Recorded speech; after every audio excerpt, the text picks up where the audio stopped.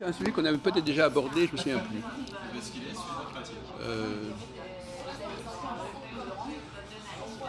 On avait déjà parlé de la différence entre Adam et Ish.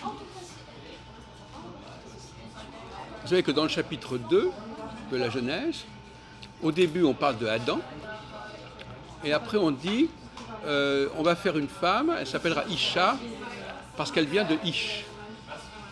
Vous êtes au courant de ça? Dans l'hébreu, ça, non? Oui, mais même dans les traductions, ils le mettent. Ah ouais? Généralement, dans ces cas-là, ils gardent le mot hébreu, même dans la traduction française.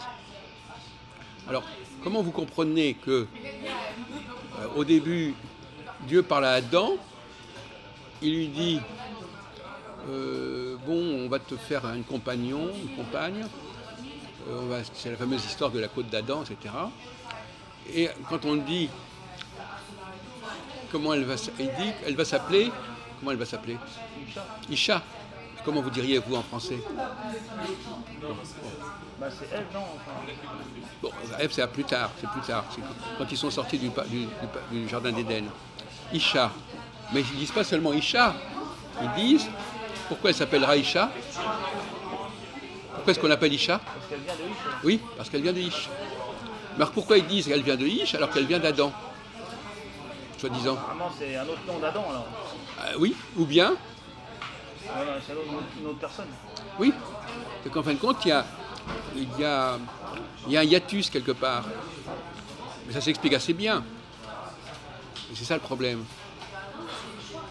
Comment ça s'explique? Si vous y réfléchissez un petit peu. Il y a quand même dans le chapitre 1 et 2 de la Genèse, vous avez, Adam a été créé, mâle et femelle, à l'image d'Élohim. En fait. Bon. Et puis après, on passe à un autre truc, on dit, il va te falloir des aides. Des aides.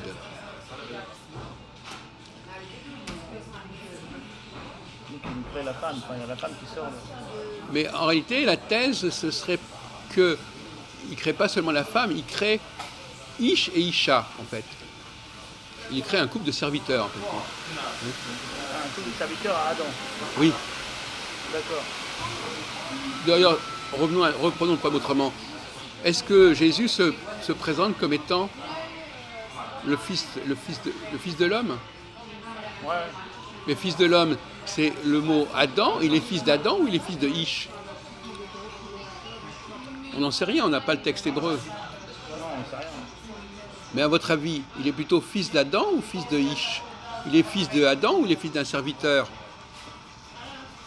Ouais, je peux pas dire. Hein. C'est pas Non, mais, je me rappelle pas avoir lu ça, mais j'ai pas tout lu, alors peut-être que... attendez, vous ne vous souvenez pas d'avoir lu quoi? Le Ish, là, il ne dit rien. Ah ben écoutez, alors là... Peut-être c'est dans la Bible en hébreu, ça, non? Oui, mais même, oui, c'est dans la Bible en hébreu, mais même dans les textes, même dans la plupart des traductions, on dit qu'on pourrait expliquer le nom de Isha, on dit tu t'appelleras Isha parce que tu viens de Ish. Bon. Alors, je vous pose la question autrement. Donc Jésus, il est fils d'Adam. Qu'est-ce que ça veut dire que Jésus est fils de l'homme? Ça veut dire quoi? C'est une banalité? C'est une banalité ou ça veut dire quelque chose de très précis? Il est fils de l'homme. Hein. C'est quoi, fils de l'homme? Ça veut dire quoi qu'il est le fils de l'homme?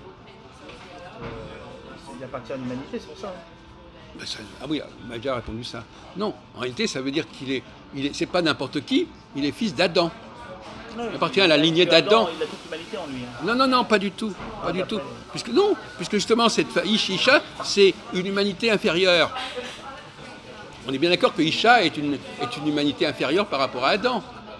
Puisqu'elle a été créée pour l'aider. L'aider, c'est quoi? L'aider, c'est un peu un esclave, c'est un serviteur, il est l'aidé. Donc, est-ce qu'il est le fils du maître, du seigneur, ou il est le fils de l'esclave? Je ne sais pas du tout, là. Hein. Bon. Donc, quand il dit qu'il est le fils d'Adam, ça veut dire, je ne suis pas n'importe qui, je suis le fils d'Adam. Je descends d'Adam à l'image de Dieu. Donc, de la première création. Et donc traduire par fils de l'homme, ça n'est pas sérieux, parce que ça crée une ambiguïté. Puisqu'on emploie le mot... Bon, donc voilà, donc voyez-vous, c'est l'exemple même de... Bon, alors qu'est-ce qui s'est passé à votre avis? Enfin, bon, qu'est-ce qui s'est passé? Pourquoi est-ce que vous comprenez D'ailleurs, par exemple, il y a une question de savoir si... C'est une question qu'on avait abordée d'ailleurs avec Valentin, plus ou moins, parce que je ne me souviens plus très bien. Les Juifs, ils sont fils de qui, les Juifs? Ils sont... Donc, parce que normalement, les prophètes, on les appelle aussi fils de l'homme. Si vous lisez Ézéchiel, par exemple, Dieu s'adresse en disant fils d'homme, Ben Adam, fils d'homme. Est-ce que vous croyez qu'on s'adresse à des gens, qu'on parle d'un prophète ou de Jésus en disant tout simplement « Ouais, t'es un fils d'homme, etc. » Vous voyez bien que le mot « homme » ici a une autre signification. C'est parce qu'il y a tantôt, on emploie le mot « Adam » qui veut dire vraiment celui qui a été créé au premier jour, etc., à l'image de Dieu. Et d'autre part, on parle de l'homme qui est, en fin de compte, un serviteur, un larbin, etc. C'est pas du tout la même chose. Ouais, là, Mais cela dit, là où il y a le problème, c'est qu'apparemment,